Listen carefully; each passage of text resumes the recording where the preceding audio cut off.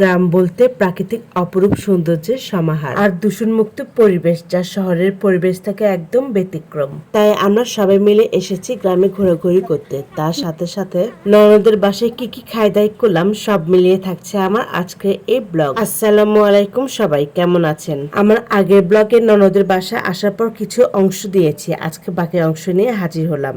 আশা করছি আপনারা সম্পূর্ণ ভিডিও দেখে পেজের সাথে থাকবেন। বাসায় মেহমান আসলে কম বেশি বাজার করতেই হয়। সকাল সকাল অনেক বাজার করেছে, অনেক রান্না হবে বলে। আর সকালের জন্য রান্না হচ্ছে খিচুড়ি। খিচুড়ির সাথে সাথে ডিম ভাজি, বেগুন ভাজি, আলু ভর্তা হচ্ছে। যেহেতু এখনকার পরিবেশটা এমন, কখনো বৃষ্টি কখনো রোদ্দুর। এরই মধ্যে আমরা এসেছি মহাস্থান আমার ছোট ননদের বাসায়।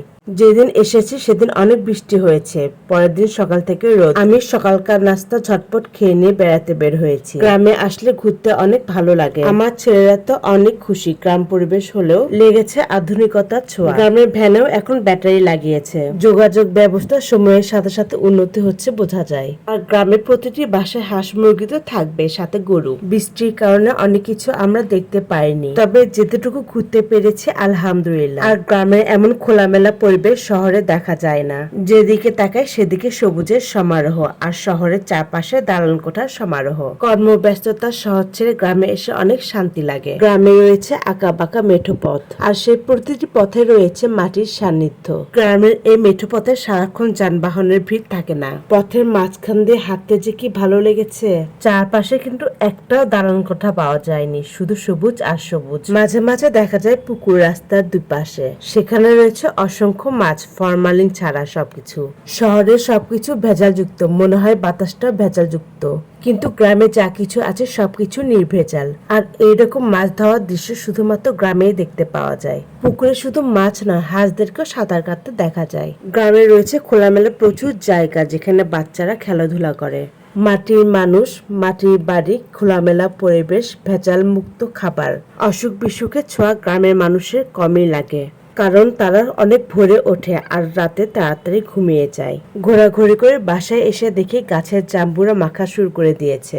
ভেজাল মুক্ত গাছের জিনিস খেতে কিন্তু অনেক ভালো লাগে।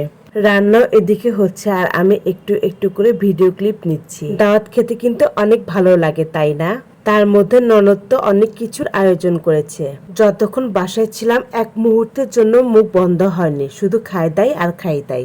বেড়াতে গেলে পরিবারের সবাই এক জায়গায় হয়, অনেক ভালো লাগে। বড় ননদ, ছোট ননদ, সাথে আমরা, আর সবাই মিলে একসাথে পরিবারের লোকজন খাওয়া দাওয়া করতেও কিন্তু অনেক ভালো লাগে। পরিবারের সবাই এখানে উপস্থিত আছে, কিন্তু শুধু নেই আমার শাশুড়ি। বলা যায় না কে কখন আগে সবার আগে চলে যায়। এই একসাথে হওয়ার স্মৃতিটুকু শুধু মনে থাকবে, তাই আমি এই একসাথে হওয়ার স্মৃতিটুকু ক্যামেরা বন্দি করে রেখে দিলাম। আমি কিন্তু পান খাই না, তবে এত কিছু খেয়েছি তাই কেন জানি পান খেতে ইচ্ছে করলো। বগুড়ার মানুষ আমরা, খাওয়া শেষে দই না খেলে খাওয়াটা কিন্তু অসম্পূর্ণ থেকে যায়। খাওয়া দাওয়া শেষ, ঘোরাঘুরি শেষ, ফিরে যাই আবার কর্মব্যস্ততার জীবনে। আমার আজকের ভিডিওটি আপনাদের কাছে কেমন লেগেছে অবশ্যই কমেন্টে জানাবেন। সাথে লাইক এবং শেয়ার দিতে অবশ্যই ভুলবেন না। আমার আজকের ভিডিওটি এই পর্যন্ত। সবাই ভালো থাকবেন। আল্লাহ হাফেজ।